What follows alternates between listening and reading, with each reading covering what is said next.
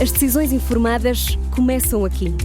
Apoie o jornalismo independente e garanta acesso aos artigos de opinião exclusiva.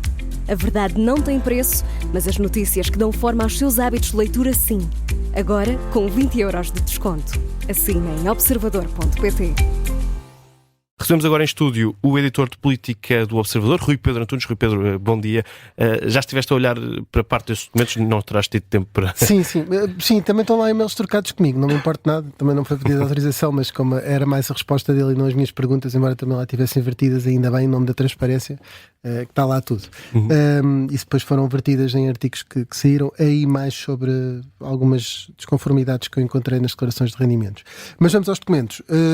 Na verdade, e estou a dizer isto porque uma das notícias que está lá é notícias do Observador, claro. e também algumas respostas que Pedro Nuno Santos em determinado momento enviou a nosso pedido. Mas estão as escrituras de 3 casas, portanto a casa da Praça das Flores, portanto próxima do Parlamento, que é uma casa, podemos chamar assim, uma casa, não é de solteiro, porque a casa é um T2, mas era a casa de quando ele era solteiro e chegou a Lisboa e, portanto, segundo a escritura, dá para ver que em novembro adquiriu essa casa. É normal a localização porque ele estudava no ISEG, que é mesmo ali ao lado, e também já era líder da JTS há 4 meses e, portanto, estava próximo do poder político. Localização perfeita, um agente imobiliário não teria feito melhor. É verdade que a escritura não responde a uma questão, mas estou agora a sugerir que nas próximas horas tivesse atenção ao Observador, mas eu posso aqui mais ou menos adiantar qual é, que é, a escritura diz que há um empréstimo de 175.000€, que também é normal, o qual foi contraído ao BES, e depois sobram 70.000 para o custo total da casa, e portanto Pedro Nuno Santos sugeriu ontem que o pai o ajudou, aquilo não esclarece quem é que pagou os 70.000 de entrada. Pronto. Na verdade, que também não está lá escrito, mas nós temos essa documentação na nossa posse, porque consultei também as declarações de rendimento de Pedro Nuno Santos em 2003, portanto no ano anterior.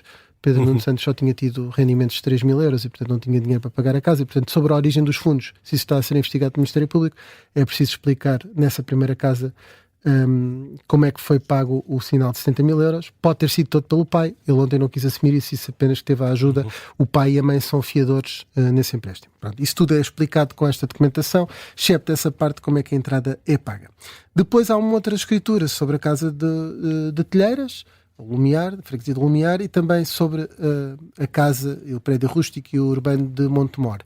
Aí é que é fácil de perceber a origem dos fundos quase toda, ou seja, porque na verdade Pedro Nuno acaba por vender esta primeira casa, que depois abate o empréstimo da casa que comprou em Telheiras, e depois obviamente com fundos próprios dele e da mulher, que também trabalham, também têm contas, e depois na casa de Montemor ela não está paga, é um empréstimo normal.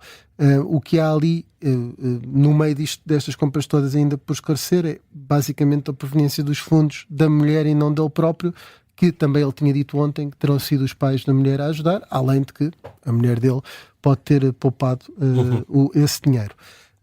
Portanto, tudo isso é explicado ali. Aquilo que Pedro Nuno Santos disse ontem na conferência de imprensa é validado pelos documentos. Há uma parte que não está lá, enfim, ele pode explicar ou não. Também acho um exagero estar a pedir os certos bancários ao líder do PS, também não, mesmo para o Primeiro-Ministro. Isso, o sigilo bancário, enfim, a polícia se quiser levantará, e a justiça, mas na verdade aquilo que ele disse ontem bate certo com a documentação que entregou hoje. Esse é o primeiro ponto. Depois também, porque há as suspeitas, a informação que nós temos, que foi a pergunta que nós fizemos à PGR, é que os imóveis estão na averiguação preventiva. Hoje o Semanário Sol diz que não estão, mas a informação que a PGR nos deu é que estão, e diz que a doação ao pai, ou melhor, a doação que ele fez ao pai da Tecmacal é que também estará em causa. Pela via das dúvidas, Pedro Nuno Santos também enviou documentação sobre essa doação ao pai, ou seja, ao pai Américo, da tal percentagem que tinha na Tecmacal, e portanto mandou mais informação. Ainda mandou um outro documento, Vasco, se me permites, que é mais caricato, que tem a ver com a piscina de Montemor, que há ali uma troca com os vendedores da casa, com as finanças que os vendedores, já depois, muito tempo depois de terem construído a piscina, tentam legalizá-la de alguma forma para atualizar o valor de IMI, que com piscina é muito elevado.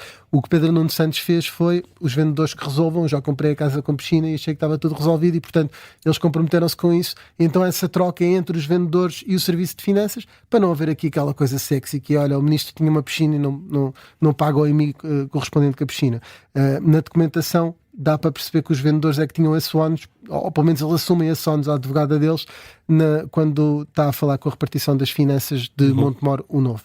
E, portanto, a documentação de facto vem validar umas partes daquilo que eram as dúvidas que surgiam. Agora, se a origem dos fundos for questionada, acho que faltam ali algumas justificações que podem ser facilmente dadas, que pode ser o seguinte: os 70 mil euros foi o meu pai que pagou, basta ele dizer isto, se for verdade, obviamente, porque na escritura não dá para ver, nem sequer se foi pago por cheque ou se foi pago em numerário, diz apenas que já foi recebido o valor. E depois dos fundos da mulher, também basta dizer que ela tinha fundos próprios ou que os pais dela lhe ofereceram, e nesse aspecto, daquelas que são as dúvidas iniciais, estão esclarecidas. Resta saber agora o que é que pode surgir ali, de extrair-se daquilo que são as dúvidas do Ministério Público. Nós também não sabemos tudo o que está a ser investigado.